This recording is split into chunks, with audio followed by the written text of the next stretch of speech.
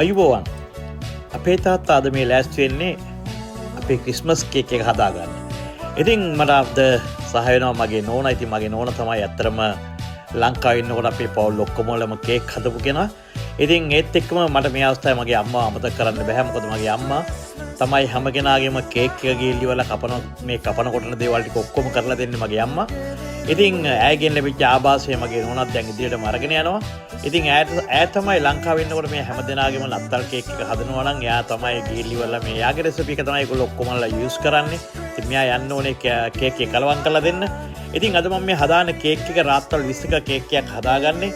ඒ සඳහා මම යොදා ගන්නවා බටර් කිලෝ එකක්, සීනි කිලෝ 2ක්, බිත්තර 40ක්, ගෑම් බෝතලයක්, රේසින්ස් කිලෝ එකක්, රුලන් කිලෝ එකක්, සුල්තාන 500ක්, පුහුල් දෝසි කිලෝ එකක්, චව් 500ක්, ඉඟුරු දෝසි 250ක්, කැන්ඩිඩ් පීල් 500ක්, කෙරි 750ක්, කජු 500ක්. මේක මම එකම කියන්නේ ගියාට ඔයගොල්ලෝ මම ඔක දාන්නම් යටින් ඔයගොල්ලන්ට බලා ගන්න පුළුවන් මගේ ඩිස්ක්‍රිප්ෂන් එක මොකක්ද කියලා ඉවරලා. ඉතින් ඒත් එක්කම දැන් අපි රුලන් ටික මෙතන පොඩ්ඩක් බැද ගන්නවා. ඉස්ලාම් කේක් එක හදන්න පටන් ගත්තාම ඊයේ රාත්‍රී තිස්සේ අපි දෙන්න එකතු වෙලා කැපුවා කේක් බඩු ටික පාන්දර 2:00 වෙන කලින්. මොකද ඊයේ රාම කේක් බඩු ටික කපලා තියාගත්තාම අද කේක් එක හදා ගන්න හරි ලේසි. අපි ඇහැරලා ඉන්නලා කේක් එක හදා ගන්න ඕනේ. ඉතින් මෙන්න මේ ආකාරයෙන් තමයි මම කේක් එක හදාගන්නේ. ඔයගලන්ට පේනවා ඇති මේ මම කේක් එක හදාගන්න අවස්ථාව. මේ සඳහා එසන්ස් වර්ග තියෙනවා. වැනිලා එසන්ස්, ඒත් එක්කම ආමන්ඩ්, ඒත් එක්කම රෝස් එසන්ස්.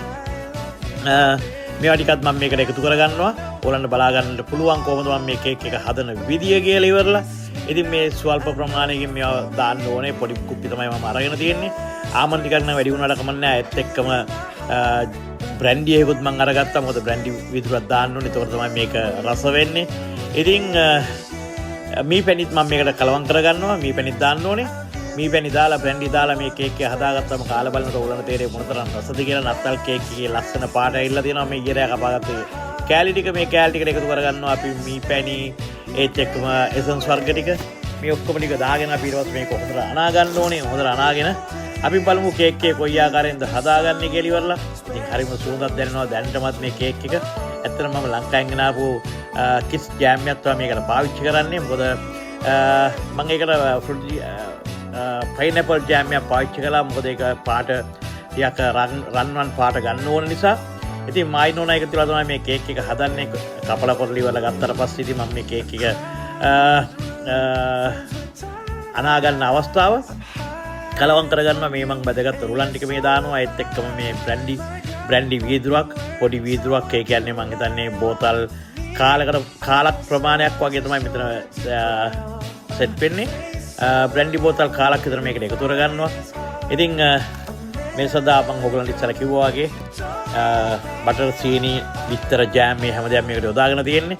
ඉතින් අපි බිත්තර මේකට යොදා ගන්නකොට අපි කහමද වෙන් කරලා සුදුමද වෙන් කරලා ගන්න ඕනේ. අපි බටර් සහ සීනි ඉස්සල්ලාම කලවම් කරගන්නකොට ඒකට දාගන්නවා අපි කහමද ටික. සුදුමද ටික වෙන් කරලා තියාගන්නවා. සුදුමද ටික දාගන්න පස්සේ ඔන්න ඉතින් දැන් කහමද එකින් එක කහමද 40ක් අපි දාගන්නවා අපේ කේක් මිශ්‍රණයට. ඉතින් මේක ගන්නකොට උරන්න පුළුවන් පොඩි පෙනියරයක් කරගෙන කහමද සහ සුදුමද ටික වෙන් කරගන්නට. ඉතින් කහමද ටිකයි මේකට දාගන්නවා. සුදුමද ටික වෙන් කරගන්නවා. සුදුමද වලින් පදීර පස්සේ කරන්නේ කියලා මම ඔයගොල්ලන්ට පෙන්නන්නම්. කහමද ටික මේකට දාගන්න. කහමද ටික හොඳට මේ කහමද 40ක් මම ඉස්සලා කිව්වා. ඒ කහමද 40ක්යි මේකට පාවිච්චි කරනවා. මොකද රාත්තල් 20 කේක් එකක් මම හිතන්නේ මේකෙන් මට ට්‍රේ 3ක් විතර හදාගන්න පුළුවන්. මොකද විශාල ප්‍රමාණයක් රාත්තල් 20ක් යන මම නම් ඉස්සලා ලංකාවේ මතක් වෙනවා මේක හදාගත්තාම එක්ක අපි ලොකු බේකරයකට ගෙනියන්න ඕනේ. මේවා ටික හදාගන්න මට මතකයි සෙන්ට් ඇන්තනිස් එකේ මම පල්ලිය අතර ගෙනියනවා මේ දේවල් හදාගන්න. ඉතින් මට ලංකාවේ දේවල් මතක් වෙනවා. අපි ඉස්සර අපේ නම් ගාලා මේවා ඉස්සල්ලාම ගිහිල්ලා ඒගොල්ලන්ට දීලා බේක් වෙන කලින් හැන්දෑ දීලා රාය වෙනකොට අපිට අරගන්න පුළුවන්. ඉතින් දැන් එහෙම නෙමෙයි අපේ ගෙවල් වල මාවන් තියෙනවා අපිට මෙහෙම හදාගන්නට පුළුවන්. ඉතින් මේක මම දැන් මේ මිශ්‍රණය හදාගන්න අවස්ථාව. මේ දින අපි කපාගත්ත කලබනා ටික මේ ඔක්කොම ටික දැන් මේ අපි කේක් එකට එකතු කරන අවස්ථාවයි මේ. ඉතින් බිත්තර ටික හොඳට ගැහුණාට පස්සේ අපි මේවා ටිකෙන් ටික මේකට එකතු කරගන්නට ඕනේ. ඉතින් නත්තල් අසිරිය තියෙන්නේ මේ කේක් එකක් හදාගත්තාම ගෙදර ගේම සුවඳයි. මේ තාම කේක් එක පිච්චු වෙන්නේ නැහැ. නමුත් ආමන්ඩ් සුවඳ මේ කේක් වල පැණි සුවඳ ඔක්කොම ලින්ගේ පිරලා ගිහිල්ලා. ඉතින් මෙන්න මේ විදිහට මම දැන් සුදු මද ටික මේ ගහ ගන්න අවස්ථාව. මේ සුදු මද ටික මේ විදිහට ගත්තට පස්සේ කේක් මිශ්‍රණයට අපි ටිකෙන් ටික අපි කපාගත්ත කජු චෙරිස් ජෑම් රේසිං රුලන් මේවා එකතු කරන ගාම ඒවා ටික එකතු කරගන්න ගමන්ම මේ එකතු කරගන්නවා ඒ අවස්ථාවට බලමු ඊට පස්සේ අපි මේ කොහොමද බිත්තර සුදු මද ටික මේකට එකතු කරන්න කියලා ඔයගොල්ලෝ මතක් කරගන්නම කරන්න ඕනේ සුදු මද වෙනම කහ මද වෙනමයි මේකට ගන්නෙ මොකද කහ මද ටික ඉස්සල්ලාම අපි දාගෙන ඉවරලා කේක් එක ගහගත්තා දැන් මේක කලවම් කරන අවස්ථාවේ තමයි සුදු මද වලින් පෙන ටික අරගෙන ටිකෙන් අරගෙන මේක කලවම් කරගන්න. එතකොට තමයි නියම මෙතඩ් එකට මේක හැදෙන්නේ. ඉතින් ඔයගොල්ලන්ට බලා ගන්න පුළුවන් මේක හදලා ඉවරනාට පස්සේ කොච්චර ලස්සන මේ කේක් එක හැදෙනවද කියලා. ඉතින් මට මගේ නෝනගෙන් ලොකු සහායක් ලැබෙනවා. ඔයගොල්ලන්ට පේනවා ඇති අපේ තාත්තා YouTube එක මගේ වුණාට මේ වගේ කේක් එකක් හදන වෙලාවට ඉතින් ඒකට විශේෂ දක්ෂතාවයක් තියෙන කෙනෙක් තමයි මගේ නෝනා. ඉතින් ඒ වගේම මම දුවලා දෙන්නත් හොඳට කේක් හදන දෙන්නෙක් දැන්. නෝනා ඉතින් මේ කේක් එක හදන ගාම දැන් ඉතින් මේ කලවම් කරගන්නවා. මේ විදිහට තමයි දැන් සකස් වෙන්නේ කේක් එක. මේ අපි ඔක්කොම කලවම් කරගත්ත සුදු මද දාලා කහ මද ඉස්සෙල්ලාම දාලා අපි කේක් එක ගහගත්තා. දැන් සුදු මද කලවම් කරගත්තා මේකට. ඉතින් අපි ඊට පස්සේ මේ කරන්න මේවා ට්‍රේ එකට දාලා ඉවරලා අපි අවන් එකට දාගමු. මේ ආකාරයෙන් අපි දැන් උත්සල බලපුවා මේ පොතයි. දැන් උන් ආයින ඕන එක්තු වෙලා අවන් එකට මේ දාන්න ඉස්සෙල්ලා ට්‍රේස් වලට ට්‍රේ ටික සකස් කරගත්තා. ඇතුළට පත්තර කොළ සහ බේකින් සීඩ්ස් දාලා. ඉතින් මේව දාලා එකතු කරගත්ත එකට අපි දැන් කේක් ටික එකතු කරගන්නවා. මම ඉස්සෙල්ලා කිව්වා වගේ තැටි තුනක් අපිට එකතු වුණා. රාත්තල් 20ක්. රාත්තල් 20ක් කියන්නේ විශාල ප්‍රමාණයක්. මම හිතන්නේ කේක් කෑල්ල නම් 300ක් කපන්න පුළුවන් මේ රාත්තල් 20ක් කියලා. මම ලංකාවේ මට මතක විදියට අපි රාත්තල් 10න් කෑලි 150ක් කපා ගන්නවා. මොකද මේ මට පොඩි කාලේ ඉඳලා මතකයි අපේ ගෙවල් වල හැම නත්තලකටම ඉතින් මේ කේක් එක හදනවා හැම කේක් එකක් නොහදන ගයක් නෑ ලංකාවේ නම්. නත්තල් කාලේ ඇත්තටම අපි කතෝලිකයෝ ඉන්න පළාත්වල වත්තල මීගමෝ ජායල කදාන ඉතින් මේ කියන්නේ ඉතින් නත්තල් කාරයෝම තමයි මේ ඔක්කොම ඉන්නේ. ඉතින් නත්තලේ ඉන්නේ වත්තල පැත්තෙන් කියලා ලස්සන අරුතකුත් තියෙනවා. මට මතකයි සිරස ඉස්සල්ලාම කියපු දෙයක් තමයි නත්තලේ ඉන්නේ වත්තල පැත්තෙන් කියලා. ඇත්තටම ඕ වත්තලින් තමයි නත්තල පටන් ගන්නෙ. මේ විදිහට අපි දැන් මේ විදිහට කේක් ට්‍රේ එකට මේවා ටික දාගෙන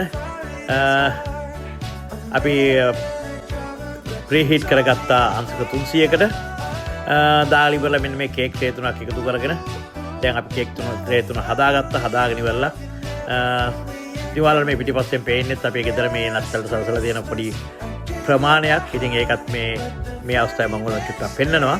මෙයා ගන්නද අපි නත්තලට ලෑස්ති වෙන්නේ. එහෙනම් මෙන්න ප්‍රීහීට් කරගත්ත අවන් එකට දැන් අපි කේක් ටික ඇතුල් කරනවා. ලොකු ට්‍රේ එකක් අපි යටටම දැම්මා. පොඩි ට්‍රේ දෙක උඩට දාගන්නවා. උඩට දාගෙන අපි බලමු පැය දෙකමාරක කාලයක් මේක තිබ්බට පස්සේ අපිට පුළුවන් මේක ලිපේ බාගන්න අවන් එකෙන් එළියට ගන්නට. අපි බලමු ඊට පස්සේ කොහොමද මේක සකස් වෙලා තියෙන අයුරු කියලා. මේ පැය දෙකමාරකට පස්සේ මම අවන් එක ඇරලා බැලුවා. උතව චුට්ටක් වෙලා අපි තියෙනවා. අපි තියලි වල බලමු කොහොමද මේක. ඔව් දැන් හොඳට සකස් වෙලා තියෙන්නේ. අපි නෝනා ඒක හැන්ඩල් කරලා බැලුවා මේ කේක් එක හොඳට සකස් වෙලා තියෙන්නේ. එහෙනම් අපි දැන් මේවට එළියට ගමු. අපි කේක් ටික එළියට ගත්තා. පැය දෙකමාරකට පස්සේ පොඩක් සීතලක් තියෙනවා. අපි චුට්ටක් එළියට ගිහලා එළියත් පොඩක් සරසලා ආවා. ආවට පස්සේ මෙන්න කේක් දෙක එළියට ගත්තා. එළියට අරන් ඉවරලා බලමු කේක් දෙක කොහොමද සකස් වෙලා තියෙන්නේ කියලා. රහද කියලා බලන්න කෑල්ලක් කාලා බලන්න. ඔන්න කෑල්ලක් කැපුවා. රන්වන් පාටට තියෙනවා කේක් එක. රන්වන් පාට කේක් එකේ කෑල්ලක් අරගෙන කටේ දාගෙන කන්න හදනකොට පුදුම ආසාවක් දැනෙන මුළු ගේම සුවඳින් පිරලා ගියල්ල කේක් සුවඳින් ලස්සන පාට. මම ඇත්තටම කැමති කේක් එකේ මේ විදිහට හැදෙනවට.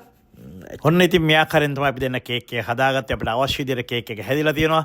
ඉතින් හරිම ලස්සනයි හරිම සුවඳයි මුළු ගේම නත්තල් සුවඳින් පිරී ඉතිරලා ගිහිල්ලා. ඉතින් මේ විදිහට තමයි අපි දෙන්න අද එකතු වෙලා කේක් එක හදාගත්තේ. එහෙනම් ඔයාලා තාමත් අපේ තාත්තා USA YouTube channel එක subscribe කරලා නැත්නම් ඒක subscribe කරලා like එකක් දාලා ඔයගලන්ගේ අදහස් මොකක්ද කියලා අපිට දන්වන්න. ඉතින් එහෙනම් අපේ තාත්තා USA ඔයගලන්ට ලබන්නා වූ නත්තල සුබම සුබ නත්තලක් වේවායි කියලා ප්‍රාර්ථනා කරනවා. ඔබ සෑම දිනකට ආයුබෝවන් ජේසුස්ටයි.